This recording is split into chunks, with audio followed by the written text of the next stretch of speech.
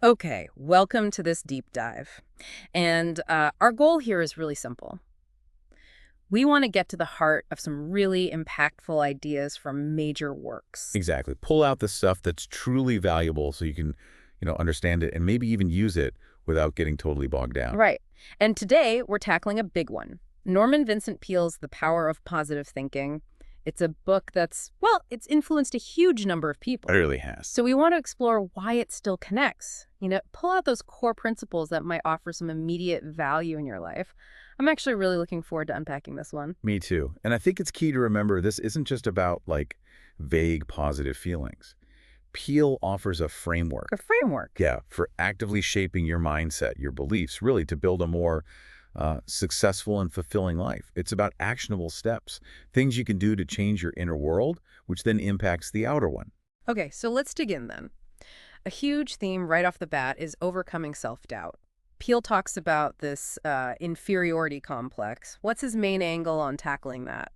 Well, the fundamental idea, his insight, is that really deep self-doubt often stems from a lack of faith, specifically faith in a supportive power that's bigger than just ourselves. So it's not just about pumping yourself up with positive talk. Not entirely, no. His main solution is actually cultivating a deep, active faith.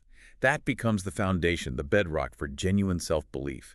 If you truly feel supported by something larger, well, that naturally builds inner security, doesn't it? And it's not passive, right? He doesn't just say have faith. He gives actual methods for developing what he calls this dynamic faith.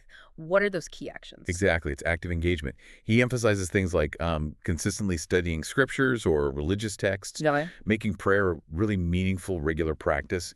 He even encourages bringing your biggest problems, your big prayers, he says, to tackle big challenges and seeking guidance, spiritual counsel. So it's like exercising a muscle. You have to work at it. Precisely. You have to exercise it to make it stronger. He also talks quite a bit about affirmations. What's the power behind using those in his view? Yeah, affirmations are key. Their power, the way Peele presents it, is really in their ability to consistently reinforce your core beliefs. He specifically suggests one: God is with me, God is helping me, God is guiding me. Mm-hmm. But the key isn't just saying the words. It's about daily visualization, really picturing that presence and consciously believing it as you go about your day. That constant internal message starts to, well, reshape your basic assumptions. There's that story in the book, the traveling salesman example, which really illustrates this. What's so insightful about that one? Oh, that's a great one. It shows so clearly how even small, consistent efforts to inject positivity can disrupt those deep negative patterns and lead to real results. So what did he do? Well, the salesman, he was struggling, right? His negativity was hitting his sales. So he started using these little cards with affirmations on them. Things like, if you have faith, nothing shall be impossible unto you. Right. And if God be for us, who can be against us? Just by repeatedly looking at those, focusing on those messages while driving, he shifted his mindset. He went from feeling defeated to feeling confident. And that changed how he interacted with people. And yeah, his sales actually went up.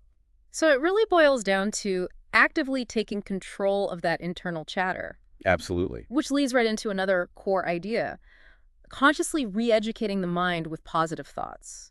It seems like faith is the foundation, but you still need to actively work on the thought patterns themselves. What's the key to this re-education? The main idea there is that our minds can get, well, conditioned by negativity, like groove worn into a path. So to counteract that, Peele emphasizes a really deliberate, consistent effort to replace those negative thoughts with positive ones. Through repetition. Like reprogramming. Exactly like reprogramming.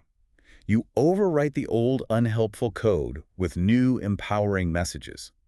This active re-education, as he calls it, can turn your mind into a source of strength instead of weakness. He shares an example, doesn't he? Someone who always felt like something terrible was about to happen. How did they start changing that? What was the actionable step? Yeah, that person realized their constant dread, that feeling, was rooted in this deep insecurity. So the actual step was to consciously make a plan to challenge those negative thoughts and actively cultivate feelings of confidence instead. It highlights something important, doesn't it? That confidence isn't just random. Right. It stems from the thoughts we habitually entertain, the ones we keep playing in our heads. It's kind of like flipping a switch, maybe, but one you have to keep flipping. Instead of just passively bracing for bad stuff, you actively build up positive expectation. Spot on. Peale warns against constantly dwelling on potential disasters, because doing that actually creates a mental space where those fears can just grow and thrive. Right. So instead, he says, actively fill your mind with thoughts of faith, confidence, security.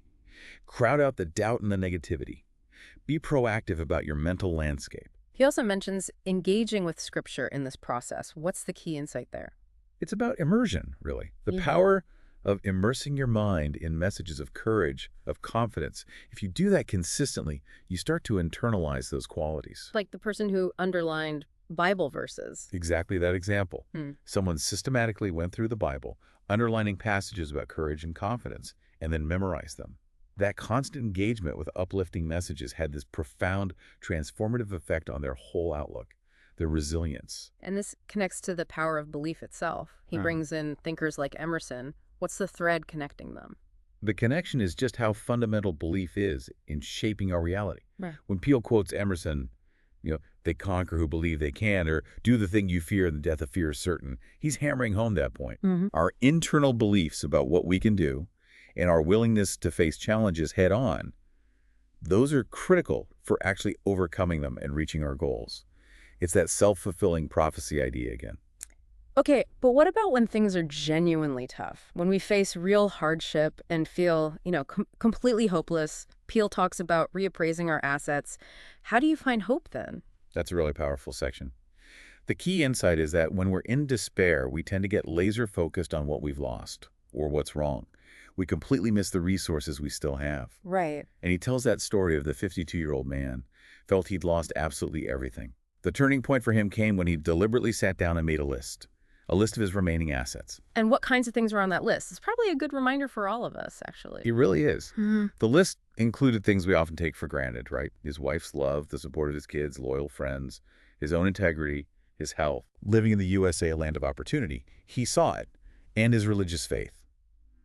Just seeing those things written down, acknowledging those remaining strengths, it started to shift his perspective from total loss to existing resources. So the simple act of shifting focus consciously can be incredibly powerful. The circumstances didn't change instantly, but his view of them did. Exactly. That's the crucial takeaway. Often, our attitude towards our situation is more important than the situation itself. His turning point wasn't external. It was an internal shift in viewpoint, fueled by his faith. That allowed him to see possibilities where before he only saw dead ends. Okay, so how do we actively build that kind of resilience, that self-confidence? Peale lays out 7 specific suggestions, practical steps. Let's maybe touch on a couple that seem particularly actionable. Absolutely. Yeah, they're very practical. One really powerful one is creating a vivid mental picture of yourself succeeding. Really clear. And holding on to that image firmly, actively pushing back against negative thoughts with that positive vision. Okay, visualize success. What else? Another key step is to consciously minimize obstacles in your imagination. Don't let them balloon into these huge, insurmountable barriers. See them as manageable challenges instead. That makes sense. What are some others? Well, he also stresses not being intimidated by others or trying to just copy them. Everyone has their own path, their own strengths. Seeking competent counseling to understand the roots of deep inferiority feelings, often from childhood. That's another big one. Right, understanding the source. And of course, the consistent practice of affirmations is central. Like, I can do all things through Christ who strengthens me. Or, if God be for us, who can be against us? Mm-hmm. And then making a true estimate of your own abilities, but then deliberately raising the bar, maybe by 10%, pushing yourself to grow, building self-respect based on your God-given potential. And finally, really trusting in that higher power for strength and guidance. Believing you're receiving what you need, affirming the kingdom of God is within you. These all feel like things someone could actually start doing, today. Now, the book also talks about the link between creative ideas and positive imaging. How do those work together? Peale's point is that pretty much every achievement starts with a creative idea, right? A spark. But that spark needs fuel. It needs faith, belief, and a concrete plan to actually become something real. And he tells a story about that, doesn't he? A struggling magazine. Yes, a nonprofit magazine that was in dire financial straits, facing collapse. And in that case, it wasn't just about money. An idea was more powerful. What was the core insight? The core insight was that their biggest problem wasn't just lack of funds, it was a lack mentality. They were constantly thinking about lack. One pointed this out. She said their focus on what they didn't have was actually perpetuating the lack. Ah, interesting. So her idea was to use the power of positive imaging. Okay, what did that actually involve? How did they do positive imaging? It meant vividly visualizing a specific positive outcome. In their case, it was 100,000 paid subscribers, a concrete number.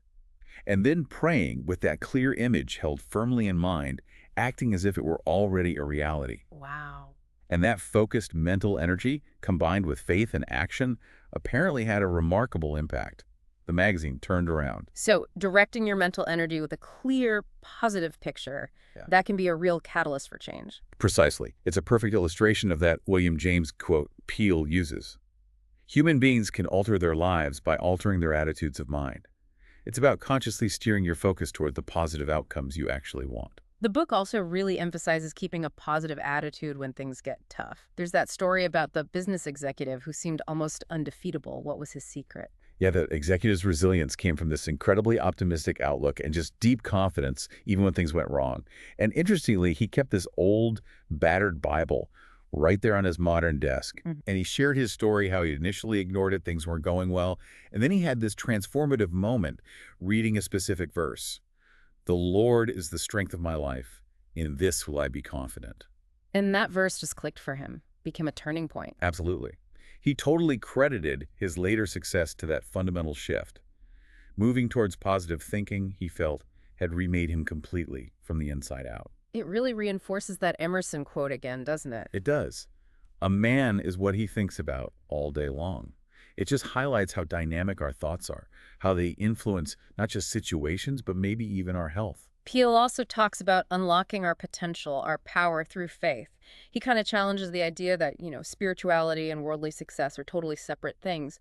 What's the core argument there? His argument is basically that within Christian teaching, there's this idea of a huge power available in the universe, a power that can overcome anything, really, and that this power can actually dwell within individuals. He compares it to something physical, right?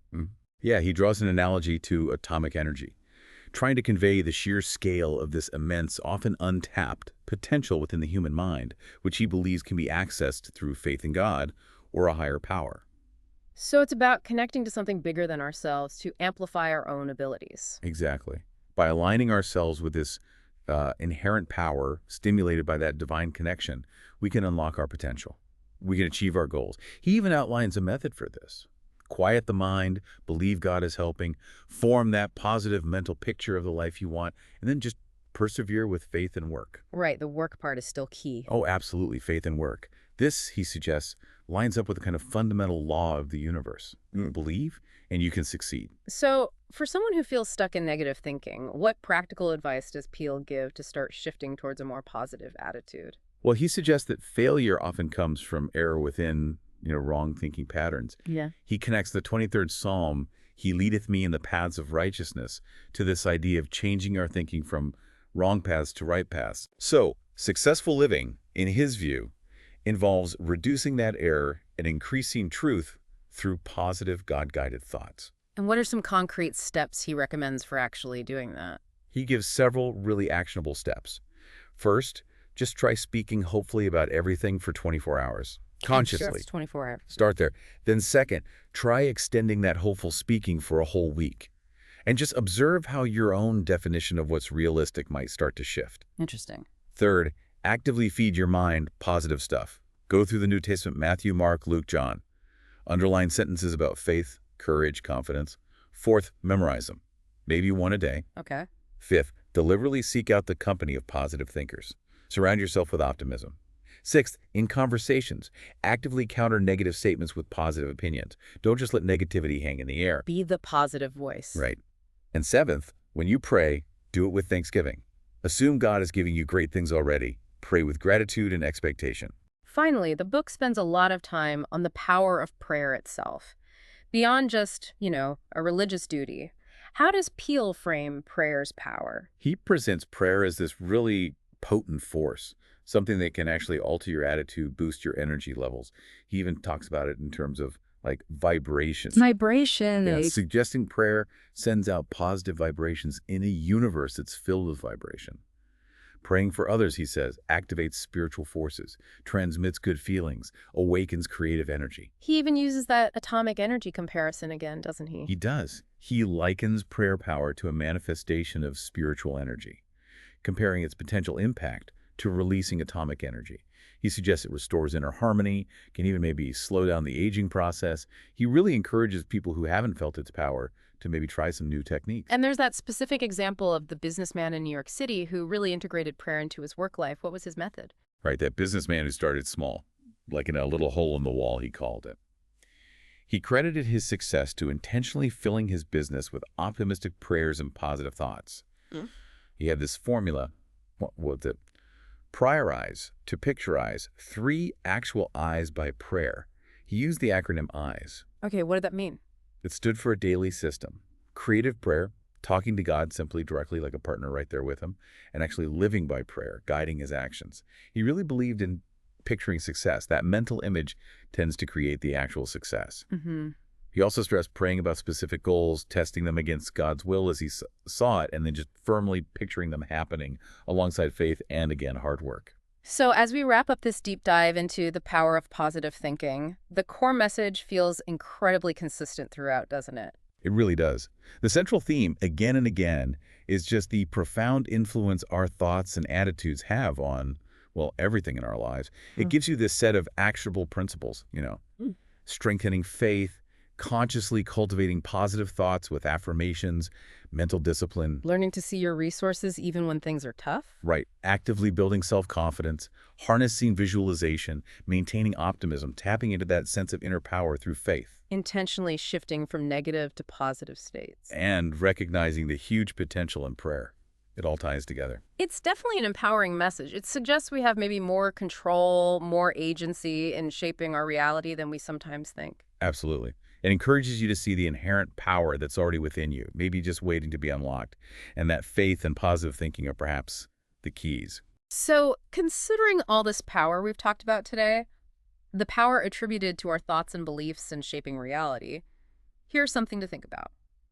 What's one small negative thought you can consciously choose to replace with a positive one right now, today? That's a really powerful question to leave folks with. Thank you for joining us for this deep dive. We really hope this exploration of the power of positive thinking has given you some valuable insights to chew on and maybe even some tools to put into practice in your own life.